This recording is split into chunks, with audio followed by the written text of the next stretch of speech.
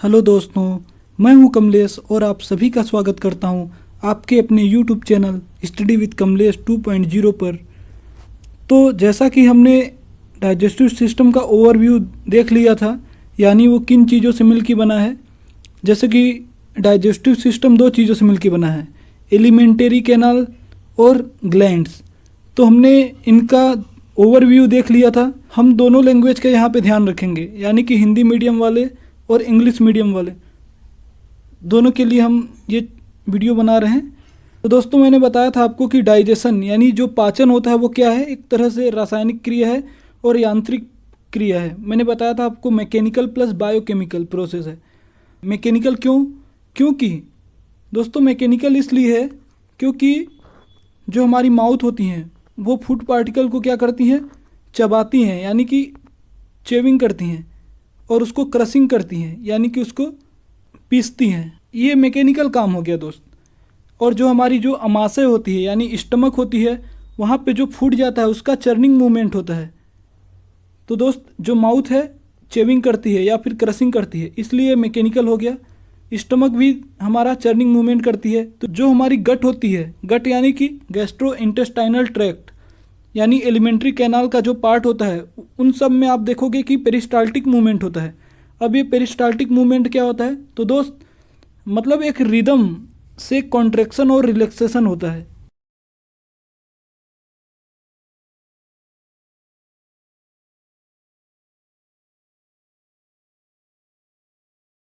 यानी कि alternative contraction और रिलैक्सेशन होता है, उसी को बोलते हैं पेरिस्टाल्सिस।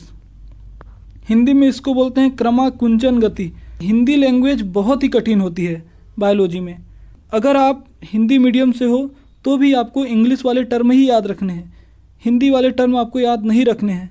बायोकेमिकल प्रोसेस क्यों है, क्योंकि यहाँ पे एंजाइम्स रिएक्ट करेंगे। जो हमारा डाइजेशन होगा तो उसमें एंजाइम्स रिएक्ट करेंगे, एंजाइम्स फंक्शन करेंगे, इसलिए केमिकल हो रहा है वहाँ पे, केमिकल प्रोसेस। और हमारे लिविंग बॉडी में हो रहा है, इसलिए बायोकेमिकल बोल दिया।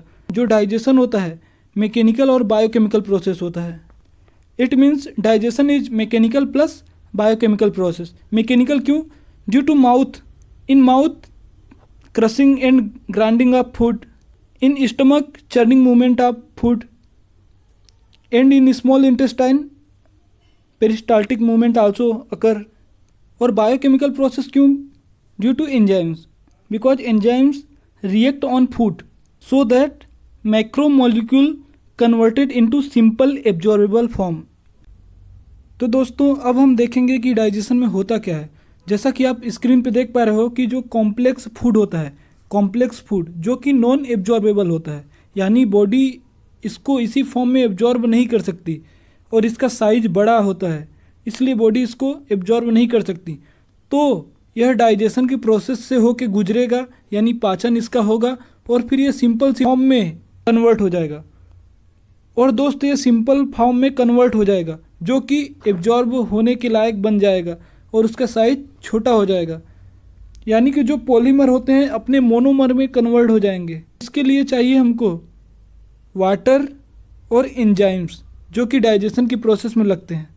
तो दोस्तों, डाइजेशन को अगर हम इंग्लिश में डिफाइन करें तो जो ब्रेक डाउन होता है, कॉम्प्लेक्स मैक्रोमोलिक्यूल का break down simple absorbable form में डाइजेशन कहलाता है। So we can say that the break down of complex macromolecule into simple absorbable form is called digestion. जितने भी डाइजेस्टिव एंजाइम्स होते हैं ना, वो सभी वाटर के प्रेजेंस में काम करते हैं, इसलिए सभी को हमने हाइड्रोलेज लिखा है। यहाँ पे आप देख पा रहे हो, all digestive enzymes are hydrolase. Hydro यानी वाटर की प्रेजेंस में ही वो काम करते हैं, फंक्शन करते हैं। दोस्तों, हमने आपको पहले लेक्चर में बताया था न्यूट्रिएंट्स यानी पोषक तत्व। तो पोषक तत्वों में कौन कौन से आते हैं, carbohydrate, protein, fat, vitamin, mineral, ये सब भी पोषक तत्व थे, यानी हमारे न्यूट्रिएंट्स थे। तो न्यूट्रिएंट्स दो टाइप के होते हैं, मैक्रो और माइक्रो। अब हम बात करते हैं न्यूट्रिशन यानी पोषण की।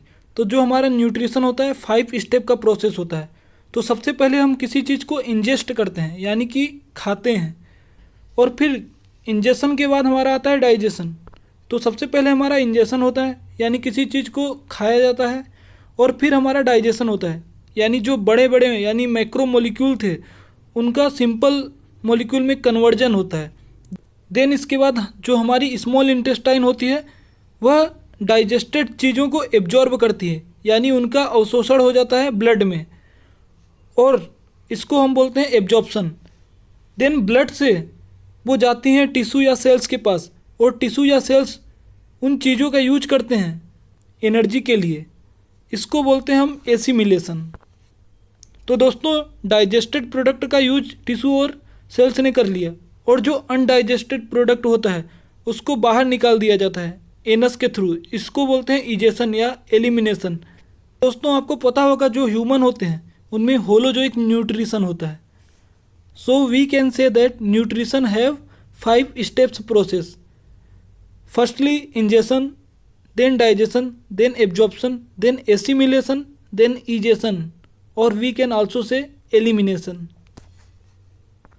तो दोस्तों हमने आपको बताया था डाइजेस्टिव सिस्टम 2 चीज़ों से मिलकर बना है, एलिमेंट्री कैनाल यानी आहार नाल, और दूसरा पार्ट होता है ग्लैंड्स यानी ग्रंथि।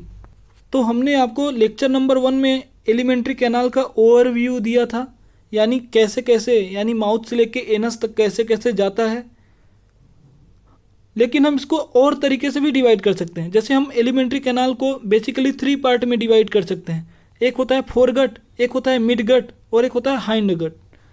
तो दोस्तों फोरगट जो है ओरल कैविटी से लेकर ड्यूडेनम यानी जो ड्यूडेनम का जो प्रॉक्सिमल पार्ट होता है वहाँ तक चलता है, और उसके बाद डिस्टल ड्यूडेनम से ट्रांसवर्स कोलोन के 2/3 पार्ट तक मिड गट चलता है, और हाइंड गट जो होता है ट्रांसवर्स कोलोन के लास्ट 1/3 पार्ट से लेकर रेक्टम तक होता है।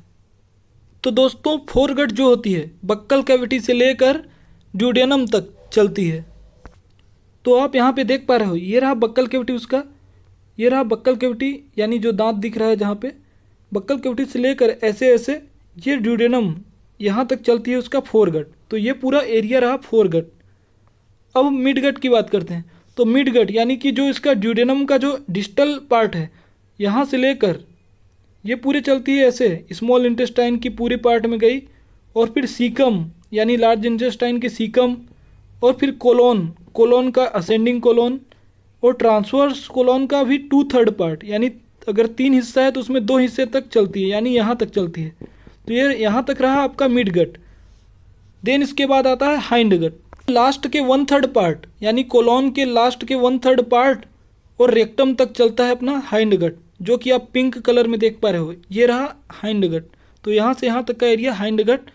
यहाँ पे हमने एलिमेंट्री कैनाल का पाथवे दिखाया है। सबसे पहले माउथ आता है, ये रहा माउथ। देन इसके बाद बक्कल कैविटी जिसे ओरल कैविटी भी बोला जाता है, हिंदी में इसको मुख गुहा बोलते हैं। देन इसके बाद pharynx, then oesophagus, then stomach, then small intestine, then large intestine, and then rectum, and anal canal, और फाइनली एनस।